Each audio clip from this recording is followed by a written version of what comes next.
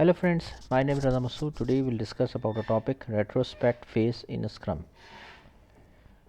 Uh, Friend, this is a very important topic if you are studying project management, Scrum, Agile, and you are planning to give exam related to project management, especially Scrum. So this is a very important topic with respect to exam point of view, and you will see at least 4 to 5 questions will definitely be there in the exam which are directly related to the topic retrospect.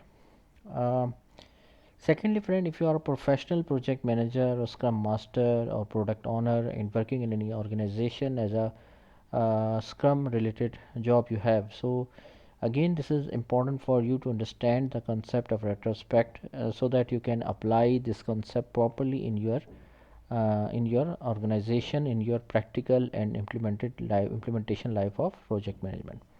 So friend, let's just start. First of all, I would request to please subscribe to my channel and click on the bell option as well so that my new videos can reach to you. So let's just start, friend. What is retrospect phase in Scrum? Friend, first of all, we have to understand that what is Scrum actually before going into the deep. Friend, Scrum is a framework which we use to manage the software projects. It is a methodology, it is a framework which we use for the implementation of software related projects. Um, Friend, to understand the concept of a Scrum, it is in contrast to the traditional approach of project management, a waterfall approach. Um, just take an example, like for example, if you are using the traditional approach of waterfall for the implementation of e-commerce solution. Let's take an example like you have to implement an e-commerce solution for a customer and there are 40 tasks which you have to complete. Okay, 40 tasks related to development, testing and deployment. There are 40 tasks which you have to complete. Okay, now uh, if we use the approach of traditional approach of project management waterfall approach, so waterfall says that we will plan all the 40 tasks at once, then we develop all the 40 tasks at once, then test all the 40 tasks and then deploy all the 40 tasks at once. So all the things are goes phase by phase and we cannot go back into the previous phase if the next phase is started. Like we have to plan, develop, test and deploy.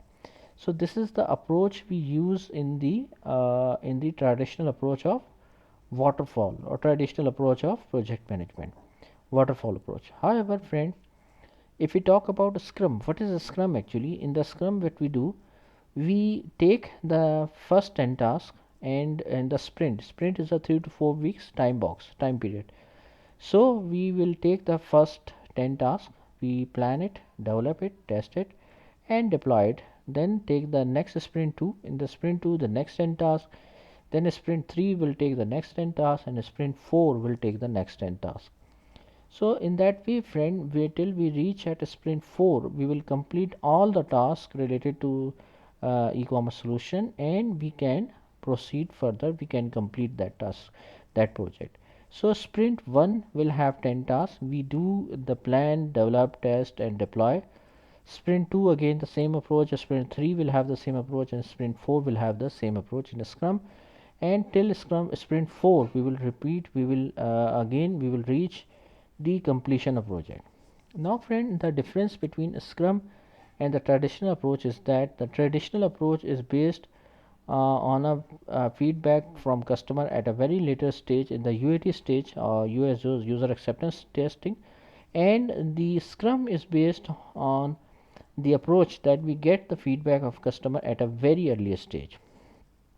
Now if you can understand the concept of Scrum, friend, we can talk about retrospect phase. Friend, the retrospect phase, like first of all, we have to understand the flow of Scrum. Like in the Scrum, what we do, a product backlog is there. Product backlog means the complete requirements are there. From product backlog, we do the sprint planning.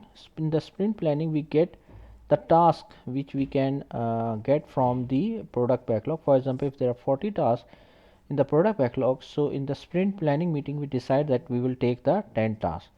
From the sprint planning meeting we will prepare, after the we will prepare the sprint backlog. In the sprint planning, after the sprint we will do the finalization of a sprint backlog. After finalizing the sprint backlog, sprint backlog means the task which we have to complete in the sprint. After sprint backlog, we do the development. Like development means that we will complete all the tasks which is in the sprint. And after sprint, we in the during the development we will do the daily scrum as well. Like the daily scrum means that we see that whatever the mistakes we are doing, whatever the things we have delivered yesterday, what we are going today, what we are going tomorrow. So this is called as the concept of daily scrum. After daily scrum, friend, once the sprint complete, we will do the sprint review meeting. In the sprint review meeting, we showcase our work which has been completed. After the sprint review meeting, the next meeting is the retrospective phase. Retrospective means, friend, that in the retrospective, just think of this as a lesson learned document. A lesson learned means that whatever the things have been become bad, or the bad experiences, things which were not good, we will discuss it in the retrospective phase. We discuss that what the things goes well, what the things goes wrong. So we discuss all those things in the retrospective phase. Also, friend, during in that session, the scrum master, scrum team, all those persons, scrum master is a facilitator for the team. Scrum team is the core development team. Core development team is software engineers, software developers, QA development team, production deployment team. So all the core team will involve in the in that session, and the scrum master.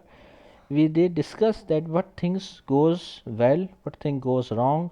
Because see, after the customer sprint review is a session in which we showcase our work to customer.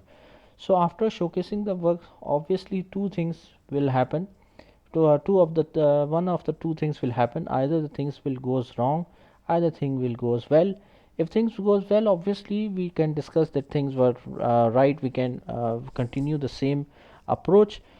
If the thing goes wrong, obviously we have to discuss that what things goes wrong, what we have to avoid, so that we can avoid that mistakes.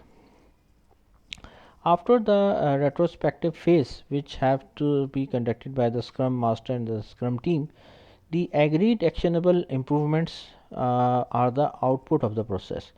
Like friend, we will discuss that what are the actionable item, what are the improvements which we must have to agree, we must have to adopt it. For example, you have noticed that most of the people are not coming on time, the quality of work was not good, the communication with customer was not good. So many lesson learns we will get whenever the project will finish, whenever the review session finish. So we have, first of all, the retrospective session means that we have to, and in that session the scrum master and the scrum team discuss that what are the lesson learned, what things goes wrong, what thing goes well. The positive things should be continued and the negative things should be discontinued. And after that session, the agreed actionable item should be documented properly and circulated. That means whatever the things which you think that should be continued should be documented. What are the things which should not have to be continued and should be avoided, it should have to also be documented properly. So friend, the retrospective in a simple way, we will discuss that what work well, what things goes well, what things goes wrong, and what are we going to try to differently, what things we can do differently in future so that we can achieve our goals. So main things, three things are there: what goes well, what goes wrong, and what are we going to try to do differently. These are the three questions which should have to be discussed in the retrospective session. And after the retrospective session, the agreed actionable item should be decided and circulated properly. uh, Friend, also very important point is that in the retrospective session, the blame game should not be there. Like for example, just giving example, the software development team should not say the QA was not good, QA was should not say that the production deployment was not good, production deployment should not say the planning was not good, etc. So blame game should not be there. Blame games means, friend, whatever the things are wrong, so you shouldn't have to put the blame on someone else shoulders. It is not a right approach. The retrospective session means that we should have to learn from our mistakes and we should have to avoid the mistakes in future.